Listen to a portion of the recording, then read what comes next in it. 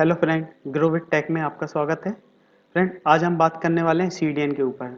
CDN क्या होता है, सीडीएन कैसे काम करता है, हम अपनी वेबसाइट पर कैसे सीडीएन को यूज कर सकते हैं और इसको सेटअप करने से क्या फ़ायदे होते हैं। तो फ्रेंड, इनको जानने के लिए आपको देखना होगा पूरा वीडियो। तो फिर चलते हैं और जानते हैं कैसे सीडीएन काम करता है।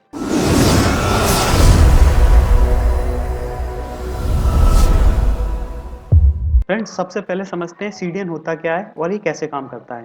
फ्रेंड्स, सीडीएन का मतलब होता है कंटेंट डिलीवरी नेटवर्क।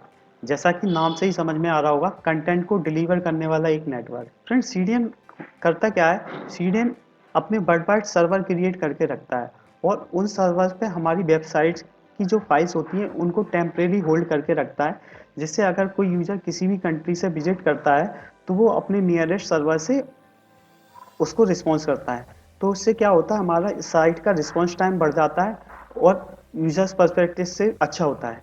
तो फ्रेंड, चलो इसको समझते हैं, एक एग्जांपल के थ्रू समझते हैं और ये कैसे काम करता है। सपोज हमारी साइट पे सीडीएन सेटअप नहीं है और हमारी साइट पे मल्टीपल यूजर्स विजिट करते हैं। सपोज कोई यूजर यूएस से विजिट कर रहा है, कोई यूके से विजिट कर रहा है, कोई डिफरेंट कंट्रीज से विजिट कर रहा है। तो उस केस में क्या होता है, कोई यूएस से हमारी साइट को विजिट कर रहा है और हमारा सर्वर इंडिया के अंदर होस्टेड है। और तो उस केस में क्या होगा, यूएस से सबसे पहले रिक्वेस्ट हमारे सर्वर पर आएगी जहाँ पे हमारी वेबसाइट होस्टेड है, फिर वहाँ से वापस रिटर्न होकर रिस्पॉन्स आएगा। उस केस में क्या होता है फ्रेंड, काफ़ी टाइम लग जाता है। तो उस केस में हमारी साइट का जो रिस्पॉन्स टाइम होगा वो काफ़ी ज़्यादा हो जाता है। तो उसके लिए वो यूजर पर्सपेक्टिव से अच्छा नहीं होता। और साथ में अगर सपोज मान के चलो हमारी साइट पे एक साथ बहुत सारी यूजर विजिट करते हैं, तो हमारा सर्वर क्या होता है फ्रेंड, एक कंप्यूटर ही तो है जिसके अंदर रैम होती है। अगर सपोज हमारे साथ एक सर्वर पर बहुत सारे यूजर विजिट करते हैं, तो हमारी सर्वर की जो रैम होगी वो बिजी चली जाएगी। और जब रैम ज़्यादा बिजी होगी तो उस केस में क्या होगा, रिस्पॉन्स टाइम और ज़्यादा बढ़ जाएगा। आप जैसा नॉर्मल अपने सिस्टम पे भी देखते होंगे कई बार कि हमारे सिस्टम पे बहुत सारे प्रोग्राम हम रन कर देते हैं तो हमारा सिस्टम भी स्लो हो जाता है। सेम उसी मैनर में सर्वर भी स्लो हो जाता है। अगर उस पर बहुत ज़्यादा रिक्वेस्ट आ जाएंगी तो सर्वर भी स्लो हो जाएगा। तो उस केस में क्या होता है, हम सीडीएन सेटअप करके रखते हैं। सीडीएन क्या करता है, ये हर कंट्री में इसके सर्वर होते हैं और हर सर्वर पे हमारी वेबसाइट की टेम्परेरी फाइल को होल्ड करके रखता है।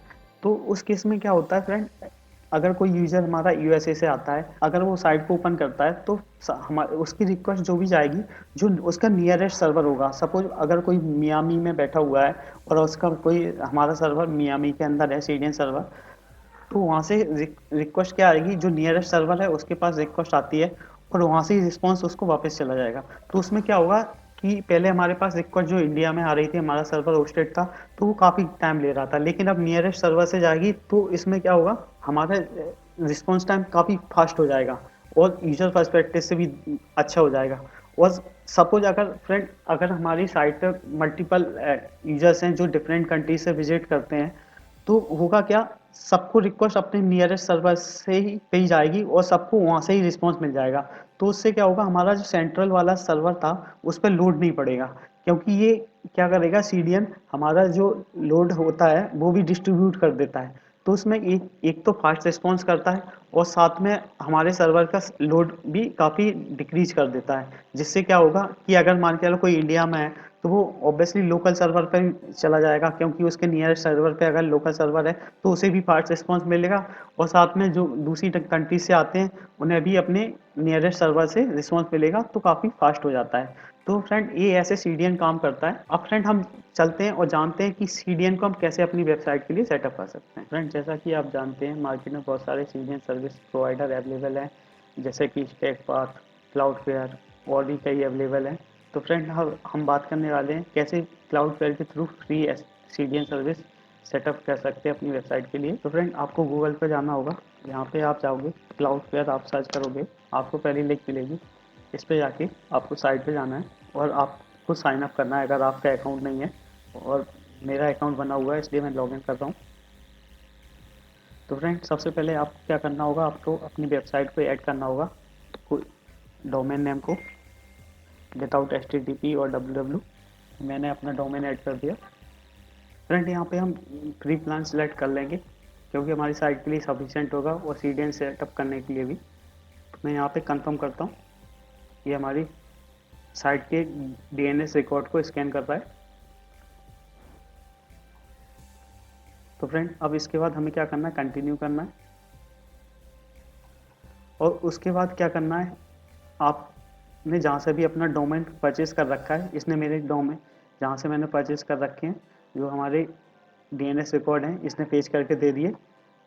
उधर हमें क्या करना है, अपने यहाँ से जो भी क्लाउडफ्लेयर के सीडीएन के नेम सर्वर हैं उनसे रिप्लेस कर देना है। तो फ्रेंड ये हम रिप्लेस कर देंगे और उसके बाद चेक करते हैं। मेरा अकाउंट GoDaddy पे है, उसके अंदर मैं डीएनएस के अंदर जाता हूँ और मैं यहाँ पे चेंज कर देता हूँ। मैं क्या करता हूँ, यहाँ पे अपने डीएनएस इसको नेम सर्वर को सेव कर देता हूँ।